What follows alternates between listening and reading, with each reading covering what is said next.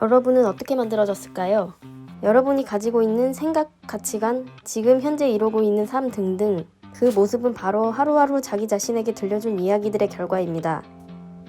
같은 상황에서도 사람마다 반응은 제각각이죠. 같은 실패도 좌절하는 사람이 있는가 하면 경험의 밑거름으로 더 나아갈 수 있다고 생각하는 사람도 있죠. 실패라는 사실은 같지만 내가 받아들이는 생각의 차이는 다르다는 겁니다. 이는 내 의지로 내 관점을 바꿔 내 인생의 이야기를 만들어 나갈 수 있다는 거예요. 불행한 감정도 마찬가지예요. 사실적인 사건이 아닌 내 판단으로 느끼는 거죠. 우리가 우울함이나 외로움, 화와 같은 감정에 사로잡혀 사는 이유는 진짜 우리 이야기대로 살지 못하기 때문입니다. 세상에는 우리가 선택할 수 있는 다양한 신념과 철학은 꽤 많이 존재하죠. 그치만 자신이랑 맞지 않는 부분들도 많을 거예요. 내 이야기가 아니기 때문이죠. 그치만 하고 싶은 거 다 하고 내 마음대로 살고 있는 걸요? 그게 제 이야기의 일부분 아닌가요? 그것은 경험 자아라고 하는 쾌락의 일부입니다. 지금 당장 편안함을 누리려고 마음에서 쉬운 선택을 하는 거죠. 우리가 행복해지기 위해서는 기억 자아를 잘 키워야 합니다. 기억 자아는 나의 가치를 만드는 것, 즉 행복해지려면 해야 하는 많은 계획을 실행하는 과정이에요. 이것이 바로 제가 말한 이야기라는 겁니다. 여러분이 만약 당장에 하고 싶은 것들만 하고 있다면 우리의 이야기를 만드는 저작권 찾기라는 것을 해야 해요. 우리가 의식적으로 또 주도적으로 자신의 이야기를 쓰기 시작할 때에야 불안, 분노, 스트레스에 휘둘리지 않고 삶의 주인으로 살 수 있다고 합니다. 그러면 내 생각대로 내 관점을 바꾸면 인생의 모든 것을 바꿀 수 있나요? 내가 바꿀 수 있는 것과 내가 바꿀 수 없는 것을 구분해야 해요. 출근길에 비가 내립니다. 이건 우리의 의지로 비를 멈추게 할 수는 없겠죠.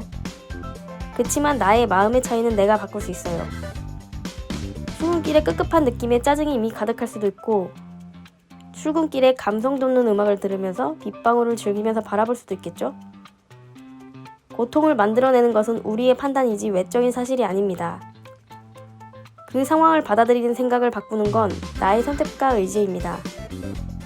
이렇게 통제할 수 없는 일을 어떻게 대하느냐에 따라 자신의 불안, 고통, 스트레스가 달라집니다. 그렇게 되면 불필요하게 에너지를 소모하지는 않겠죠. 나 자신이 통제할 수 있는 영역에만 집중해 보자는 거죠.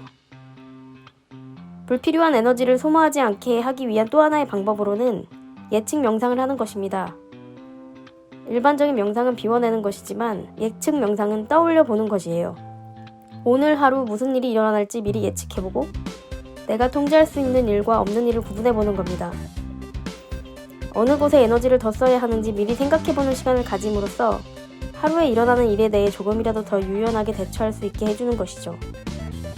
이렇게 내 의지로 내 관점을 바꿔서 인생의 이야기를 풀어갈 수 있다는 게 장점이 될 수도 있겠지만 한 가지 주의해야 할 점도 있죠.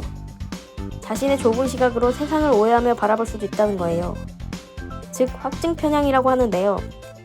자신의 생각과 일치하는 것은 받아들이고 자신의 생각과 다름은 무시하는 거예요. 확증 편향으로 인한 상황에 대한 오류를 마치 사실인 것처럼 보이게 만드는 거죠. 이를 주의하고 다른 생각들도 열린 마음으로 받아들이며 우리만의 이야기를 긍정적인 계획들과 목표들로 담을 수 있게 노력해볼 수 있었으면 좋겠습니다. 그러면 나 자신이 느끼는 안 좋은 감정에 휘둘리지 않고 삶의 주인으로 살 수 있을 거예요. 사람들을 혼란에 빠뜨리는 것은 사건 그 자체가 아니라 거기에 대한 사람들의 판단이다.